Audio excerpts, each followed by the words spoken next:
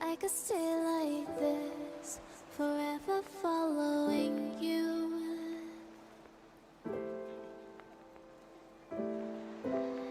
Just don't get too far, and I'll be right where you are.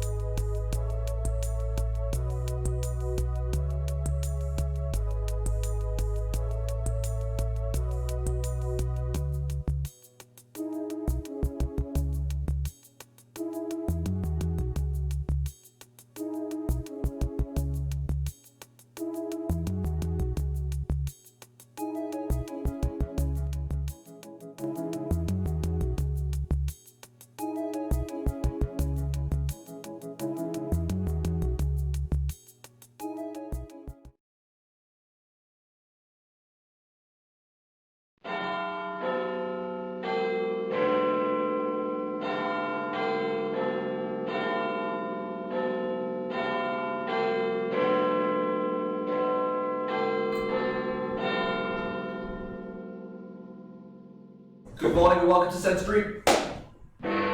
This morning we look ahead to week 9, 3 quarters of the semester. We visit the projects document to get interest up. We provide some updates on the student feedback. We have a tweet of the week, game changers and profs. We take some questions and provide answers in the chat. Guys, stay tuned to find out more.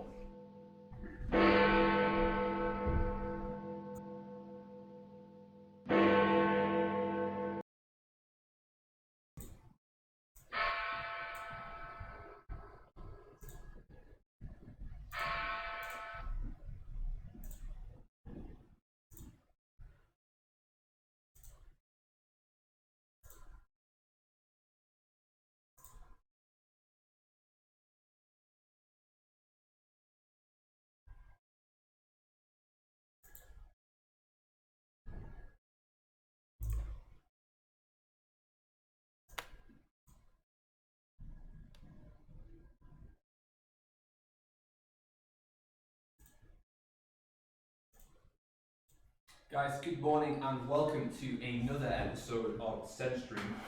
I'm in a new studio. We're in Regent Street. SEN Stream first. Excellent news. However, I have no idea what the quality of the stream will look like this morning, nor do I have any idea what the quality of the stream will sound like. So, with that in mind, please can you let me know in the chat if everything is working well, if I'm too quiet, too loud, if you can see and hear me correctly, if the stream is running correctly, etc., etc. But who have we got in the chat with us today? Good morning, Bruno. Bruno was expecting some big things with regards to the stream setup today. I would love the time and capacity to be able to actually update some of the stream settings with a degree of confidence, but unfortunately it's just not feasible at the moment. So we're going to go with what we've got. The lighting is slightly different in here. I might sound a little bit more echoey because I'm in a much bigger room. And there's no soundproofing in here either. So I'm trying my best to keep the quality high. It's better than Office, but it's not quite what we had at Wells Street just yet. I've seen the plans. There is big plans in place in order to improve the quality of the stream moving forward. But yeah, so it's great to see everybody tuning in. So I've just seen some folk making some comments here, so let me just see who's joined us this morning. We've got Fran, good morning. Laura, excellent, good morning. Miguel, nice beats, exclamation mark. It's royalty-free music, Miguel. So, Laura, again, I'm doing my best, trying to not get copy striked, because that's a problem. Yes, top disco tunes, good morning. Thank you, Philippa. Miguel, Game Changers is everywhere, exclamation mark. Wonder what effect it's going to have on the general population. Well, I'd be interested to hear what you guys think about Game Changers. I have not personally seen it yet. Unfortunately, when I get home from work, it's very much bathing two children, wrestling them into bed, and then desperately having some time to myself. So the idea of putting Netflix on and watching some form of nutrition-specific program is not appealing, whereas watching something that isn't nutrition-specific is very appealing. So there we are. Very chatty this morning, guys. Rebecca, good morning. We've got Laura. It seems a bit echoey too. Unfortunately, guys, I can't do anything about the echo this morning unless I start moving panels around and stuff. We're just going to have to roll with it. It's just because the standard of the stream is usually so high that we can't match it if we move rooms. But I will try my best to just keep my voice down so it doesn't echo just quite as loudly around the room. Lighting is fine though. Thank you very much for the feedback, folks. It's super helpful. So we're going to go with the usual format as we do usually. So we'll rattle through the module updates just to make sure everybody's on track and knows what to expect next week. You've got an exciting week next week from what I can see with regards to the updates that the module leaders have sent, so that's excellent. So without further ado, I will head straight into that. You can see the chat is coming up on the stream, which is excellent. If you do have any questions for our the undercurrent is I'm curious to know what your thoughts are on Game Changers. Who's seen it? Let us know if you've seen it. What are your initial thoughts? Is it changing your perception of sports nutrition? Is it changing your perception of nutrition as a whole? Have you spoken to friends and family about it? Have they asked your opinion? What's your kind of take-home message been? And then when we get to that section of the stream, I'm going to take you through to some profs and some senior lecturers across different UK institutions who have given their thoughts and opinions on the matter. So while I'm doing the module updates, feel free to chat amongst yourselves within the chat. I'll try and edit through as I come back to the chat shortly. But I'd be really interested to get you guys talking about it, to share your thoughts and views. What impact is it having? Is it accurate? Is it valid? Is there some sensible things said? Is there not? Is it all absolute rubbish? So please do contribute to that conversation as we move through the stream this morning. And obviously, keep one ear on the updates as they come up. So I'm just readying the slides here just to make sure that we start on the right bit. Okay, I think we're good to go. He says, and nothing happens. Here we go. So we're going to kick off with nutrition and performance with Jane. She has started with an apology, which is, I believe Carly was due to do the session with you. Unfortunately, she had a bit of an emergency. So just a reminder of an apology on that front from the teaching team. So, we have lives and issues and emergencies ourselves, so sometimes that's quite difficult to manage. However, the session was recorded on Wednesday morning. And Carly has emailed a link to everybody. And if you can't access it, please do get in touch with Carly directly. So her email address is just across the way here.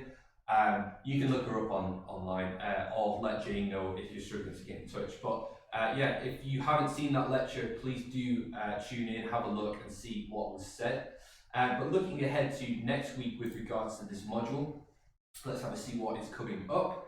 So we can see here next week, you look forward to a session with Sanjoy on ergogenic aids. So Sanjoy transitioning out of his practitioner skills module leadership role and actually coming in and talking to you guys about some ergogenic aids and how they influence performance. So it's an active practical. You'll be testing some ergogenic aids. So please do come along ready to do some exercise and also to consume some form of nutritional supplement. Obviously, if you have any allergies or any adverse reactions to consumption of anything, please make that be known or don't be a participant on the day. We don't want any accidents or issues within the laboratory spaces.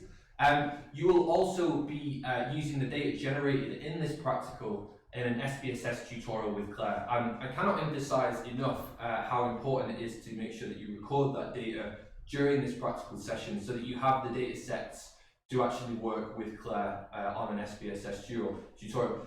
We recognise that the research methods for health sciences 1 statistical training that you do is quite generic in nature. So this is a really nice opportunity for you guys to actually collect your own data and take it through to a tutorial session which is going to be led by Claire, who will have a different way of approaching the statistical techniques and how you actually implement them on SPSS. But on a data set that you are inherently interested in, that you have created yourself, and therefore you worry less about what those numbers mean and more about exactly how you would use a statistical technique to have to gain some insight into what has actually been measured. So really key session there. Do get yourselves along to it, get involved, bring kit to exercise in. Again, avoid jeans and all the rest of it because that's unhelpful. So hopefully that is a good place to start. Since I've stoked the fire in the chat, let's just have a quick look before we move on to the next module. So we've got some chat coming in here. I cannot read. I have to open it up on a separate window, but we'll go through it now. So, okay, this is weird because my chat has updated on the stream, but not in my actual window, which is not very helpful. Let me just give it a quick refresh. Fair enough. Okay. I don't know why my chat isn't updating, but here we go. There is some comments coming through, which is fine. So we can see here, Philippa, embarrassed to say, still not seen it. Guess it's a must. It must indeed. I will watch it at some point. Maybe I should watch it at work, and then if my boss wanders over and says, "What the hell are you doing?" I can at least say, "Well, did a bit of research for the students." But never mind. Rebecca's come in and says she's seen it. Rebecca, what did you think of it? Do you have any opinions, thoughts, feelings? Any take-home messages that you would take from it? Miguel started last night, watched the first 30 minutes. Sleep gains are more important though. Miguel's tired, he's clearly working hard, doing lots of reading, so couldn't stay tuned in.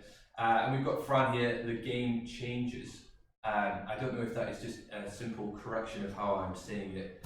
Fair enough, is what I would say. But have you seen it, more importantly? Let me know. And again, if you have seen it, let me know what you think. What's your thoughts, feelings on the matter before we continue on. So let me head back across to the slides. We're going to move it on to concepts and principles. So Claire has provided her own slide this time. So I've had to kind of do a bit of shuffling around here. But essentially, looking ahead to next week, you have two sessions. One is led by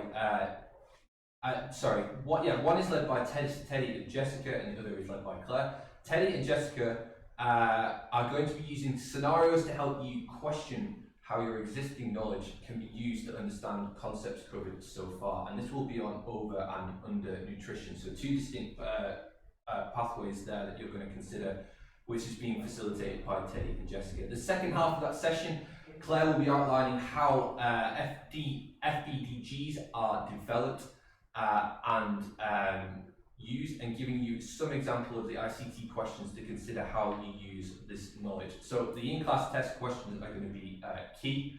And you can see there that the FBDGs, the food-based dietary requirements, how are they generated? So we've got EFSA, there's an EFSA article here, so I'm sure she has made available for you to read.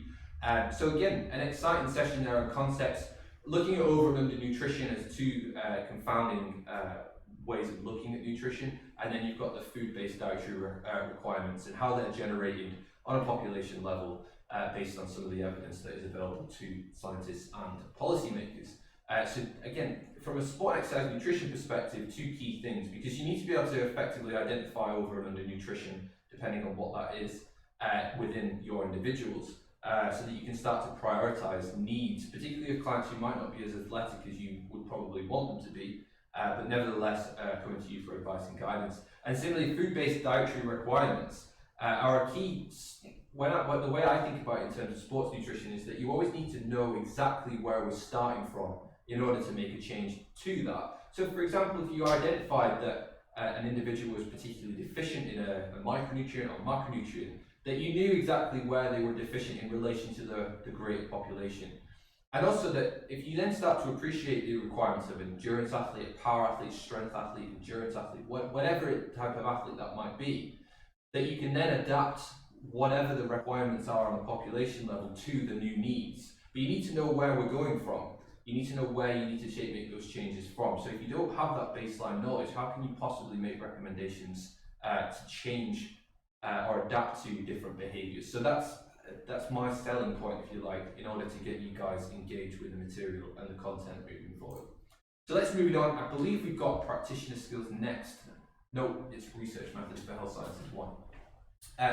Let me just hide the chat box on this screen so I can just see all of the updates and everybody else can see them as well. So looking ahead to research method for health sciences 1, Claire Robinson will be, Dr. Claire Robinson will be covering week 9 session in room C214 as per the module timetable, as Teddy has politely pointed out there. I'm not sure Teddy is always happy to give module updates, but never mind, here we all are. So he's asked you to start reading the topics that will be covered in week 9. And also looking ahead to coursework 2, you had a class-based discussion and he's hoping that you will choose one of 2 different types of data set which will be provided this week, allegedly. It'd be great to know if those data sets have already been provided to you, but let's have a little look at a little bit more detail as to what exactly those data sets are going to contain. So we can see here that one data set will be based on a high income country and another data set will be based on a low income country. So please familiarise yourself with the data sets ahead of week 11 and choose one of them. Data sets will then be assigned to you in week 11 on Wednesday during the morning session, and that will then give you a baseline. It will give you the data sets in order for you to undertake your coursework 2, which is not due until January, I believe. So you'll be able to familiarise yourself with the data sets and move forward. So which one you choose is completely up to you. Have a look at both, obviously, to make sure that you're comfortable with both data sets. But just remember that the two data sets that have been provided are simply an opportunity for you to have some data of which you need to apply statistical techniques to. You may feel more comfortable with high income or low income countries depending on what variables are measured, but don't stress out too much about the variables that have been included. It's more about your understanding about the model of that data, so you can apply things like descriptive statistics so that you understand the means, the standard deviations, the modes, the medians, depending on which data set you want to represent, whether it's more appropriate to use one or the other. If you had to make a comparison between 2 groups of data, 2 different sets of data, which statistical technique would you need to apply to that data set? So don't stress out too much about the data sets. Make sure you're familiar with both. Pick one so that you can then be assigned that moving forward towards your coursework 2. So I'm going to finish off with the module updates because we've only got Sanjoy's practitioner skills for sports nutritionists to go, and then we'll turn our attention back to the chat and see what people have had to say. So practice skills for sports nutritionists. We can see exciting session next week because we have Wendy Martinson, who is an alumni of the MSc in Sport Exercise Nutrition here at Westminster. She completed that a few years ago now, but she wanted some formal training to go with her role at GB Rowing. She's coming here to talk about her reflections as working with Olympic athletes through major games such as, I believe she was at Beijing, then she was at London, all the way through to Rio, and then looking ahead to Tokyo 2020 as well, helping athletes on GB Rowing prepare for those events. This is the type of insight that you're not going to really get anywhere else. So I strongly recommend those taking practitioner skills for sports nutritionists head across to that session. Wendy usually, for those, I appreciate the demographic of our course is changing towards part-time modality. So for part-time year one students, the likelihood is Wendy will be taking this session for you guys next year as well. So don't stress if you feel like you're missing out, you're not. We've got good relationships with Wendy, so she tends to contribute to the course where possible. So Sanjoy as well is asked here that Sanjoy will be uploading the submission guidelines for your coursework and Turnitin submission on Thursday, so that will be today. So keep an eye out later on today for the submission guidelines and the Turnitin link for your coursework for practitioner skills for sports nutritionists. Now, let's head over to the chat and see what has been said. Here we go. Thankfully, my chat, I believe, is updated, but you guys now can't see it, so which is interesting to say the least. I also seem to be sat on the ceiling here, so let's just move myself down a bit. Okay, so what have people had to say on the matter? So Rebecca's come in and said, it's an interesting watch. I tell you what, why don't we just make it so that everyone can see what the hell I can see as well? I believe it's this one. No, 1 second. Cool, so let's bring the chat up so I can actually see it. And we'll do a bit of zoom in. Here we go, cool. So just so you guys can see what I see and you can see what we're going to all talk about. It's also good for you guys to get your contributions to the chat seen by your peers formally on the stream as well. So Rebecca's come in. It's an interesting watch. I think it's an effective way to encourage plant-based diets, especially in males. Oh, let's have a see. The research has been manipulated to fit the cause, but is that bad? Manipulate is an emotive word there, suggesting that if you manipulate someone or someone's behaviour, that's not typically seen as being a good thing. And as such, I think you've already answered your own question there as to whether if you alter the view or the concluding points or the main elements or the data from different data sets to fit an agenda that you have, that's not a good thing.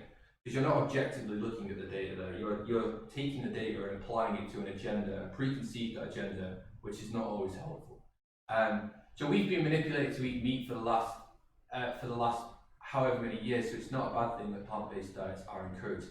Interesting point or comment that you make there. I'd be curious to know what you mean that we've been manipulated to eat meat. I personally think it would be a personal choice, and also depending on what you were raised to be consuming. So if your family was more likely to consume an omnivorous diet or a carnivorous diet, depending on how you look at it, would maybe change your preconceived ideas as to what you consume. I don't know.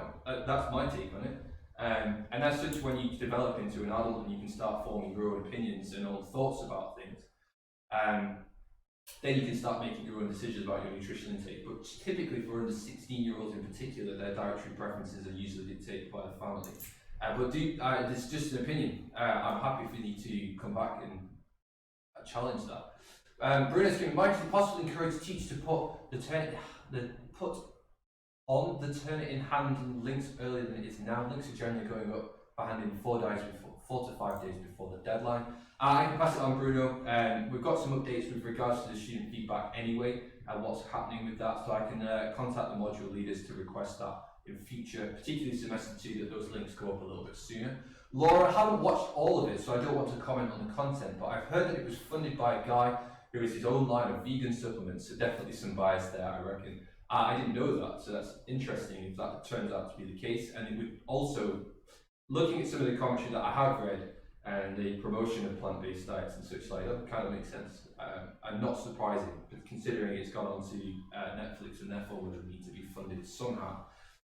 Philippa, could year 1 part-timers attend the Wendy Olympic rowing session 2? Sounds interesting. If so, when is it? I see no problem with this.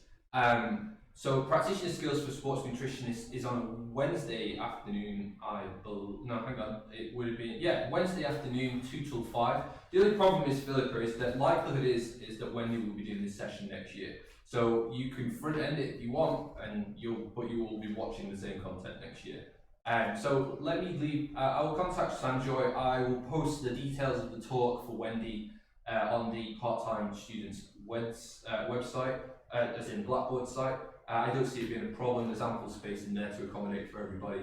So yeah, if you want to come along, I see no reason for that to be an issue. So cool. Thank you for sharing your views and thoughts, giving your insight to what is fairly topical conversation at the moment within the sport, exercise, nutrition world. So yeah, do continue that conversation. I'm going to point you in the direction of some commentary on this to sort of maybe help you find some good sources of commentary and what people who are considered experts within sport, exercise, nutrition think and feel about this. So I haven't personally watched it, which is a shame because I feel like I could have contributed to this conversation more comprehensively, but I didn't want to miss the boat. So we're in this strange world anyway. So let me head back to the slides. Let's see what the next updates are, and then we'll go from there.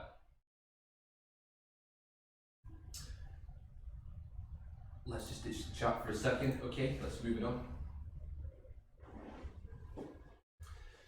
Excellent. So just to touch on this, Bruno, I'll add your comment with regards to the Turnitin links, because yes, those should be up well in advance of the Turnitin at the actual submission date. So if you have completed the work, you can actually get your work submitted and get it off your desk. So that's absolutely fine.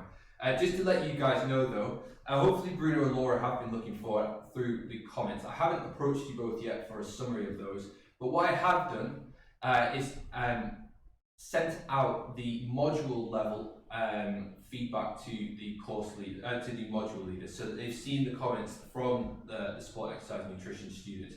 I'm just trying to think if I've sent it to all of them, but if not, I will definitely have done that by the end of this afternoon.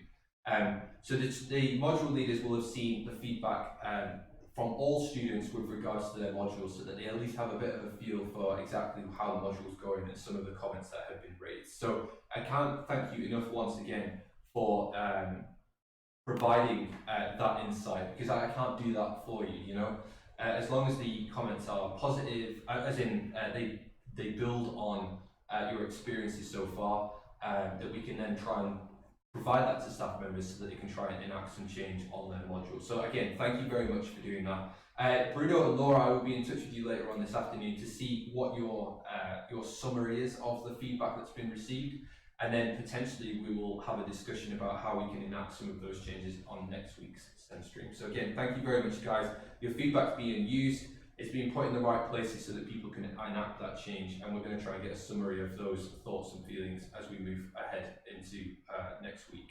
So thanks very much once again. Okay, so I've been mentioning this, all I need to do is just find the tweet itself that I want to share with you guys. So let me just get that open on my computer now. Now there's been a lot of commentary on this. I've been trying to follow it and keep notes of stuff that has been said.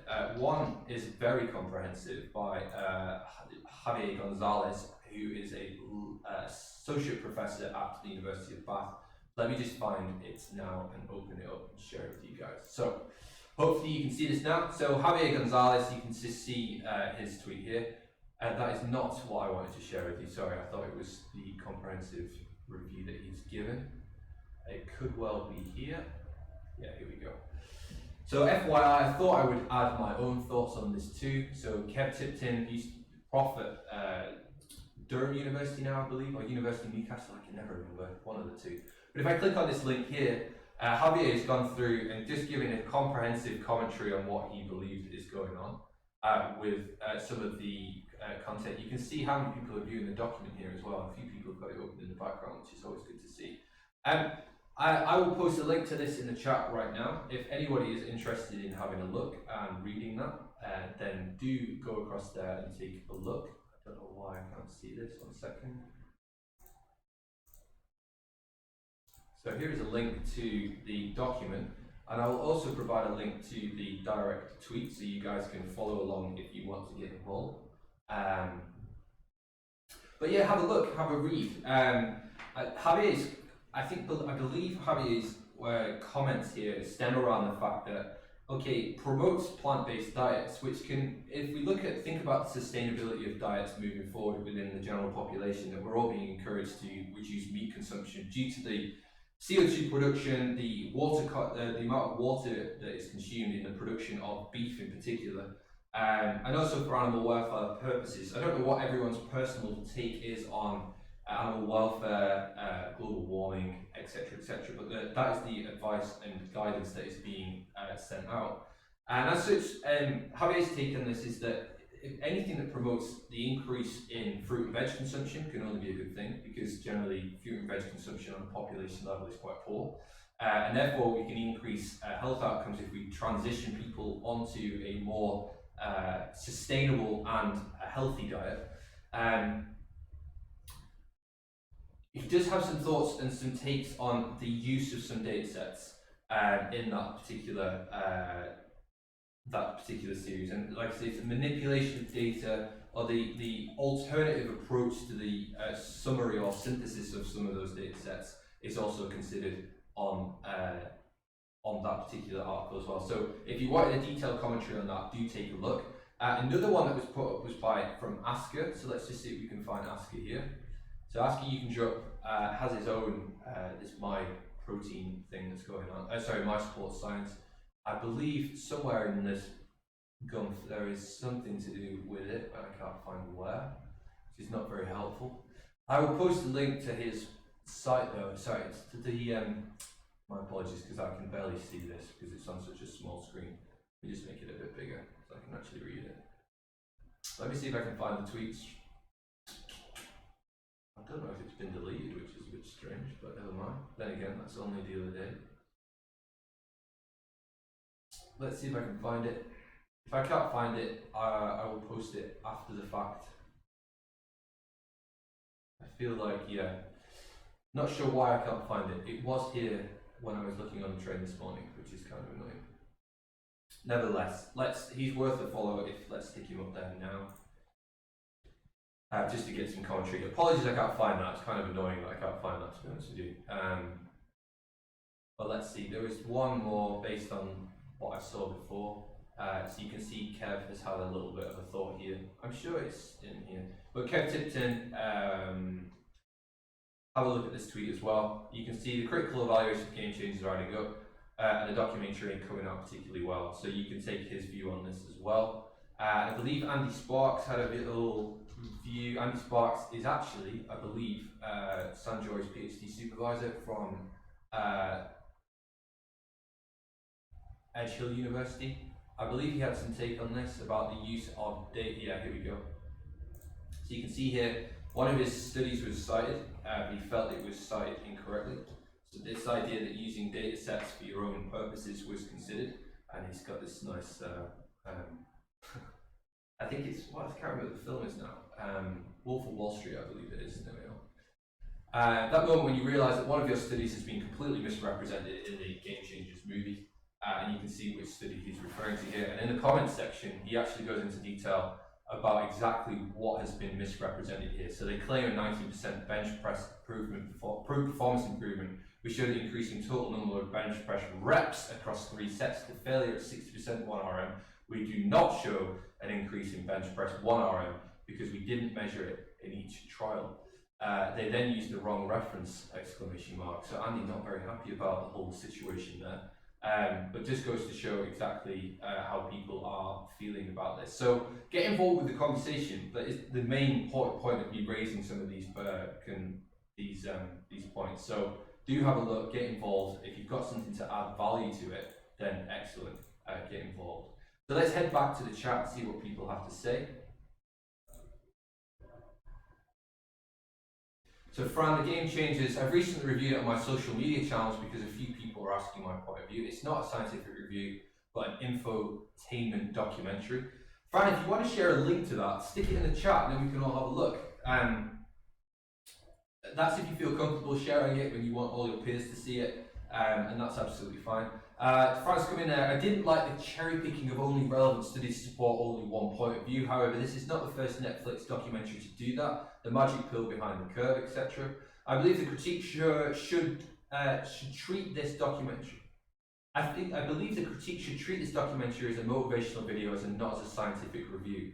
My only take on that, Fran, is that because it's using scientific evidence, I was curious to get maybe your the sport exercise nutrition's students' view on this. That do you believe, like, you guys are now learning the skills about taking scientific evidence and being critical about it and being able to identify? So you've made the differentiation there that you felt it was an entertainment and motivational video rather than a scientific review. However, do you believe that the general population is also going to see it that way, in the way that the data has been presented and the way that it's using scientific articles and studies to support its points?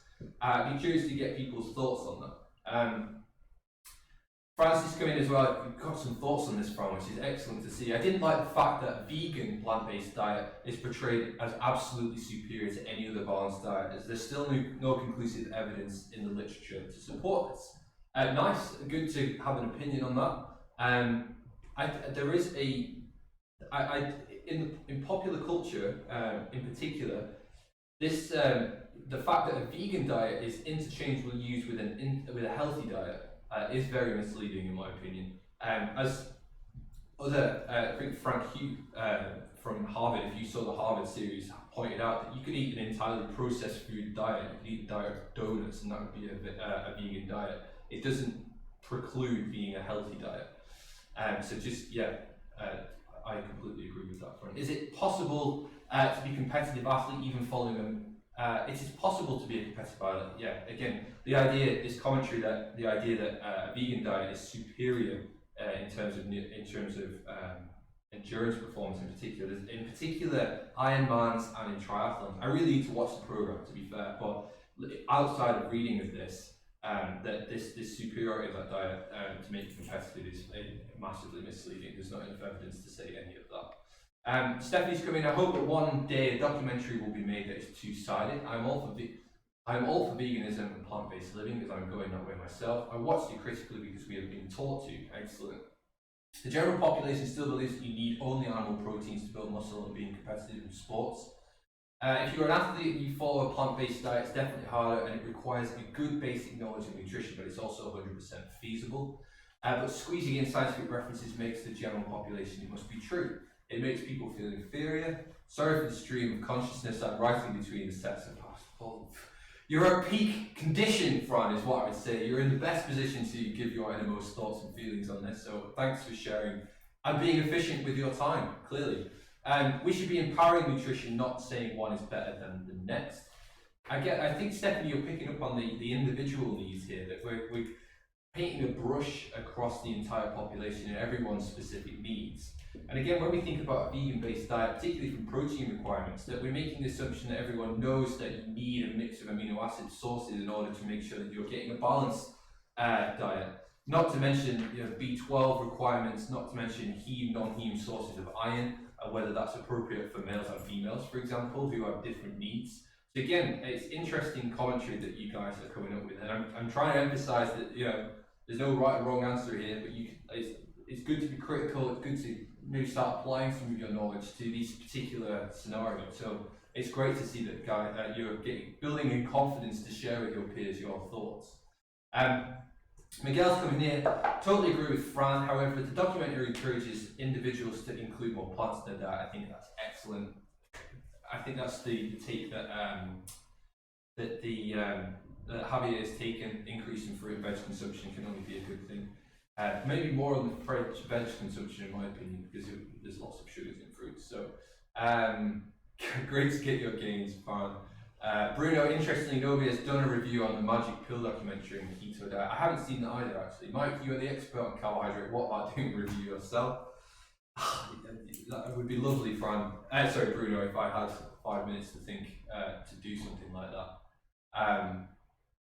Fran is almost running it down our necks that he's doing some hack squats right now. So why'd you neck him, Fran? It's okay. I'm only kidding. It's a clear submission. Miguel, sorry, Stephanie coming in. Bruno, I agree. I haven't seen the Magic Pill, but would love to hear your thoughts. Clearly, I need to line up my playlist here and get some serious watching done. Half the battle is to get my partner to agree to watching it as well. But she actually made me aware of the game changes. I wasn't aware of it until she mentioned it. So thank you to my partner Stephanie for that. On the game changes, they mentioned that every plant has the essential amino acids, even at its lower extent. Is that accurate? No, it's not. We just had a lecture that pointed us in a different way. I would go with the lecture on that front. Plant-based protein sources. There's only one. Soy has a complete amino acid profile. I believe pea protein does as well. But again, you would have to consume a mixed protein source of a vegetarian or vegan diet in order to meet the full amino acid profile of your diet. So just bear that in mind. Again, you're unpicking some of the facts with some of your more rounded knowledge of nutritional intake, which is excellent. So good stuff. It's great. It's a great interaction, guys. I'm really impressed with you guys building confidence. Again, Fran, if you do want to share a link to your video, stick it on stick it on the chat and inspire some of your peers to do some of the same. Stephanie, we've already talked about your radio channel, and there's a topic for you. Is Game Changers appropriate for the wider community? If you do a show on that, again, share it with us, and then we can all benefit from your insight. So let me just head back over to the slides and see if there's anything that I need to update you on. Let me just pop these up here. Excellent. Okay, yes. So thank you. If you have any more thoughts and feelings on the Game Changers, then please do continue that conversation across yourselves when you're in lectures, with other members of staff, and however we move on. If I get a chance to watch it over the weekend, then we'll maybe continue this conversation next week. Keep an eye on the commentary from other experts within the field and see where we can go from there. So one thing I do want to move on to is this research project reminder. So for part-time year 1 students, please accept my apologies because this is not relevant for you immediately. However, it's not relevant. However, I'm just trying to think whether I can make that document available to you so you can kind of see what projects are going on this year and whether you wanted to get any experience in working alongside people. So I will post that up onto the part-time students Blackboard site so you guys have an insight. I'm fairly certain it's there because I would have had to post it for the part-time year 2 guys. So hopefully you'll be able to see it. But nevertheless, I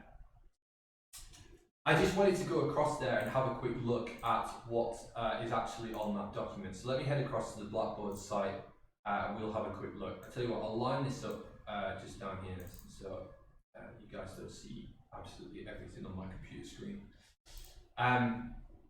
So I posted out a document with regards to the research projects, and I've strongly encouraged all of those that will be doing a research project in this come next semester onwards to have a look, get in touch with supervisors, and go from there. So if you haven't done so already, I can't emphasize enough to try and look at that document and start aligning your thoughts and feelings as to what exactly you want to do with regards to your project. So I've got it open now. Let's take a quick look at it, and we'll go from there. So it's in order of alphabet. It's in alphabetical order of staff surname. Just there's no favoritism going on here. Just FYI. You can see Sanjoy has put in a comprehensive description of the project, which is looking at the use of ergogenic aids. So moving towards an era of personalised nutrition, sports nutrition, sport and exercise nutrition. A focus on nutraceuticals and sports supplements for health and performance. If that is something that resonates with you, have a read through his sort of general introduction here. Looking at the sub-projects that he's offered, some of the skills required as the individuals who would sign up to this project, and then a synopsis of exactly different projects he would like to look. So caffeine does an intra-individual phenomenon exist? I'd probably like to work with Sanjoy on this because we've done different projects before, but I've done some genotyping on the gene or the protein is responsible for caffeine metabolism, so we'd likely work together on that. The carbohydrate mouth rinsing and energy expenditure and appetite is a project he ran this year. It worked really well actually, so it would be an ongoing and continuation of those projects which would work really well. Sodium bicarbonate, you will meet Victoria Newbold. Did really well, graduated just this Monday actually. She'll be presenting a poster on this at the Roehampton conference, so do take a look at that. Sorry, she'll be doing a rapid presentation actually, so you'll definitely get to see it if you go across to the conference, or when you go across to the conference more specifically, if you've signed up. We've also got impact of nutrition education and efficacy of ergogenic aids in trained participants, so do take a look at that. Now we've got a more specific research area, The role of nutrition and physical activity for health and well-being. Sanjay's got a PhD student called Q, who is going to be looking at the well-being, health, nutrition, physical activity of those that look after us, so doctors, nurses, etc. So again, have a look through this and get involved with that project if it resonates with you. Moving it on to Jane, she's got open, I'm happy with, to take students who have their own project ideas or wish to pursue particular research projects. Can I just remind you that all staff are prepared to do that. So if you have a given area or an interest that you want to approach a staff member with, don't be shy. They are not limited to these projects. These are just examples of projects you can get involved with. So you can see she's listed here chocolate and examples of previous projects that were done last year. So a chap called Ed did a project on the effect of dark chocolate on pre-competition anxiety in tennis players. We had motor racing drivers and nutritional and physiological issues of motor drivers. That was done by Dharma, I believe it was. We have effective energy availability on reproductive function and performance in competitive female swimmers. So this was done by Magdalena. She is a swimmer herself, had good access and links to swimming clubs across the London area, so it was a really good one to do. Can fruit-derived supplements reduce the symptoms of exercise-induced muscle damage in male and female athletes? A systematic review. I'm not sure who did that project, but they're clearly one that Jane has previously monitored, so have a look at that. Moving it on to Carly, I believe. Oh, it's me! Some interesting projects around carbohydrate feeding. I'm interested in the genetic component of this. I believe there's going to be some form of single nucleotide polymorphism of gut transporters. So Asker talks about, and other researchers talk about this idea of the trainability of the gut.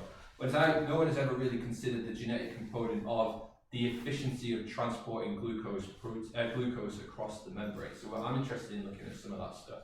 If you're interested, this is quite open.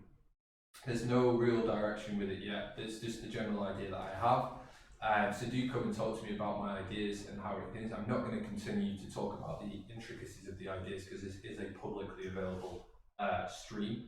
And I don't want to give everyone my ideas. So there's that. We've also done some stuff on optimal dose and also this idea of extracellular vesicle production, response, release. Quite a hot topic within sport exercise nutrition in general at the moment. We have a means and a method for being able to extract extracellular vesicles, something that I'd like to continue doing. So if you're interested in any of these things, do have a look at this particular project. And I believe there's another one from me here, understanding extracellular vesicle response to nutrition and exercise. Again, if you're not sure what they are, have a look. There's a nice paper by Witham et al. And I'm just going to find that and put it into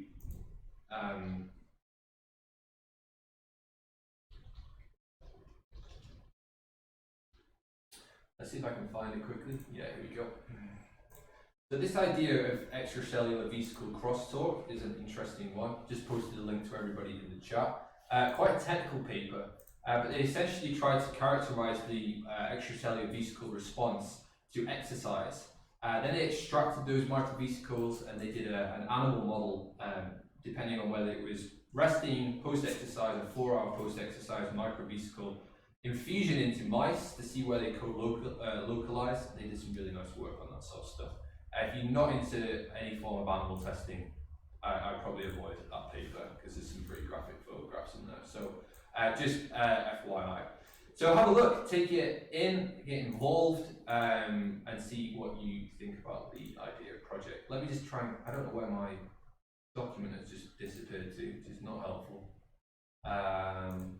Here we go, got it back up. Pop it back up. Cool, let's move it on to who we got next. We've got Carly. Does the exercise environment influence energy expenditure? So she's got some measurements of energy expenditure, developed new skills and knowledge of methods predicting measuring energy expenditure in the field. So Carly's work all stems around the idea of the environment that individuals exercise in or are present in on its impact on well-being. Now, green exercise is a hot topic. So is there an additive effect of exercising within green spaces as opposed to urban spaces when you go out, and particularly well-being? So if you're interested in that type of area, this mix of nutrition, exercise and psychology, then get in touch with Carly, and she will be able to give you a little bit more insight into that given area. Now, Claire has also given me a research topic. Unfortunately for Claire, Claire's very busy, so she didn't get a chance to put that out before I release that document. I will try and add that to Blackboard this afternoon as well, so that you guys can see what Claire is offering and go from there. In fact, Brad also has a project that I've not included in this document, so I will post that out as well. So Dr. Brad Elliott is a lecturer in physiology and is interested in aging, healthy aging, and the impacts that exercise and nutrition can have on that function. So let me update that document and I will go from there. But the emphasis here is to get in touch with the supervisor and go from there. So we've hit the chat, we've been quite active in the chat. In fact, we've been quite active on the stream generally today. So let me head across there now and see what is being said. Excellent. For some reason this chat version isn't working, so let me just pop it up on here. So again, if there's any further questions, folks, then just get in touch, post it now, and we can go from there. So exciting week ahead with regards to week 9. Got some interesting things right across the modules, from concepts where you're looking at over and under nutrition, and then the dietary guidelines stuff. You've got practitioner skills with Wendy Martinson, giving you some insight into Olympic athletes, working with them, preparations for major games, etc. If you're a part-time year 1 student and you want to get across there, I will post some information about that and I'll get in touch with Sanjoy to invite you guys across, but that'll be on Wednesday afternoon from 2 till 5. Research methods for health sciences 1, you've got a session with Claire. Have a look at the content for that, make sure you prepare, do the readings, and then familiarise yourselves with the data sets for coursework 2, because that's going to be important moving forward to give yourselves the best chance to do as well as you can within that particular assessment. And you've got nutrition and performance, where Sanjoy is going to come and talk to you about ergogenic aids. A lot of you will do projects on ergogenic aids, so if you need to get yourself across to that session, be prepared to exercise, be prepared to take an ergogenic aid, and if you're allergic to anything, please let us know. Generally an exciting week ahead. If there are no further questions, which no one has come into me on the chat with just yet, though I am conscious that the chat's been being a bit strange recently, let me head across to this view. So yeah, all of those to say really is to thank you for joining us. It's really fascinating actually reading your comments with regards to the Game Changers film. Again, Fran, if you're not mid-squat, which is hilarious, but good on you, then do share a link, get your stuff out there, see what you're doing, see what you've had to say about the matter. Or if you guys have got a student page and you don't want the staff seeing it, then maybe that would be the best place to put it. Stephanie, I might get to an Instagram TV, definitely get that done. It would be amazing for your own development, getting into different technologies and such like. And yeah, just continuing the conversation really, because it's important that as individuals who are more informed about sport, exercise, nutrition, that we form our views and we look at things critically to ensure that if we are providing advice to individuals, that we've taken the opportunity to consider it more holistically. We're not taking it on face value, we're adding value to what we know, so things that we can take away from it, but things that we can maybe step back from and go, maybe that's not so great. If you want some inspiration about how you might go about doing that, then Javier's commentary on that would be a great place to start. So, excellent. Stephanie's come in and said, this weekend, coming soon, watch out, Wikiphase. Perfect, excellent, great to see your development, Stephanie, and you growing in confidence as well, which is really great to see. So, if anybody else wants to share any of their own musings, their content, whatever it's going to be, then please do share it amongst your peers, inspire one another, add value to one another's different enterprises and such like, because that's who you meet and who you interact with on the course is half the lot sometimes. So I can't encourage you all to do that enough.